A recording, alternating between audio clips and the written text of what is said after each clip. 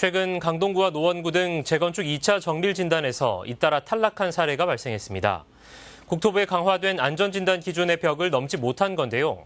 오세훈 서울시장 취임 후 기준 완화에 대한 기대감이 돌았지만 연이은 탈락 소식에 재건축에 대한 기대감도 한풀 꺾이는 모습입니다.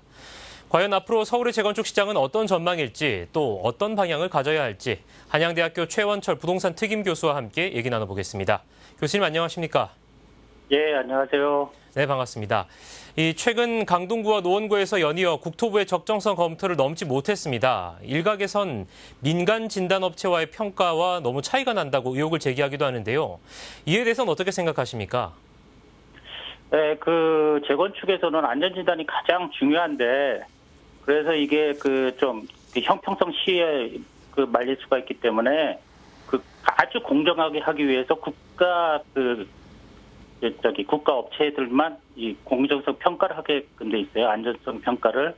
그래서 요거에 대해서는 강동구나 강북이라고 그래가지고 특별히 더 안 좋게 한다든가 이런 거는 없을 겁니다. 네. 공정성을 기해야 되죠. 네, 형평성이 중요하다 이런 말씀이신데요. 한편 오세훈 서울시장 취임 후 서울 재건축 시장의 최대 관심사는 바로 안전진단 기준 완화였습니다. 하지만 여전히 국토부에선 수용할 수 없다는 입장인데요. 왜 이런 입장을 보인다고 생각하십니까? 예, 안전진단 기준을 완화하게 되면은 강북 지역뿐만이 아니라 목동이라든가 지금 압구정동이라든가 강남의 많은 지역들이 같이 다 안전진단을 통과하게 되고 동시에 재건축들이 진행이 되는데 특히 강남 같은 경우는 이번에 1, 2, 4주구만 하더라도 이주 수요 조금만 발생해도 전세 대란이 일어나거든요. 네. 그렇기 때문에 이게 조금만 완화를 해준다 해가지고 원하는 대로 갈 수 있는 건 아니고, 네. 이거는 조절을 할 필요가 있는 거죠. 네네. 그래서 지금 전세난이 워낙 심각하기 때문에 이거를 형평성 있게 어느 정도 좀 막아줘야 되는 그런 입장이죠. 국토부 입장에서는. 예. 결국 강남권 등의 전세 대란을 고려한 조치다 이런 말씀이시군요. 예, 그렇죠. 네, 강남과 강북의 형평성과 이 전세 대란을 문제점으로 뽑아주셨는데요. 또 어떤 해결책이 있어야 할까요?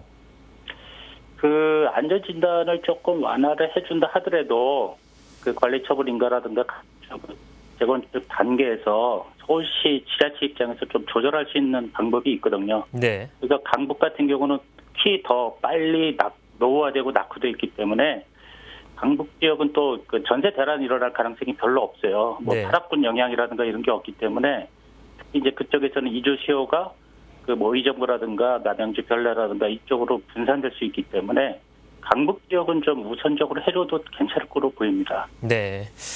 마지막으로 질문 하나만 더 드리겠습니다. 사실상 규제 완화는 국토부의 손에 달려있기 때문에 서울시 차원에서 할 수 있는 게 많이 없습니다. 그렇다면 이 재건축 시장을 위해 서울시가 할 수 있는 것은 어떤 것들이 있을까요?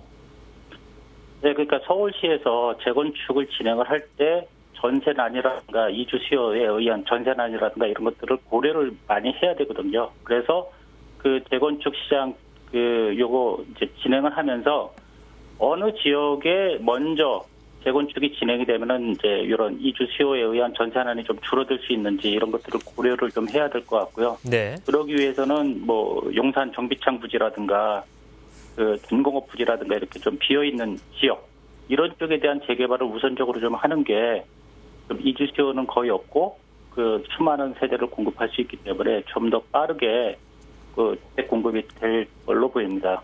네, 교수님 오늘 말씀 잘 들었습니다. 예. 네, 지금까지 서울 재건축 시장 전망에 대해서 한양대학교 최원철 교수와 함께 얘기 나눠봤습니다.